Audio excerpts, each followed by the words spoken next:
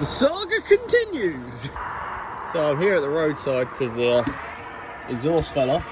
Now I've bodged it back together with some cable ties. Off we go. Today, not only have I picked up some bad fuel, had to drain that out, put fresh fuel in, blew a fuel pump fuse that left me at the side of the road again, and now my exhaust fell off. It's going well today.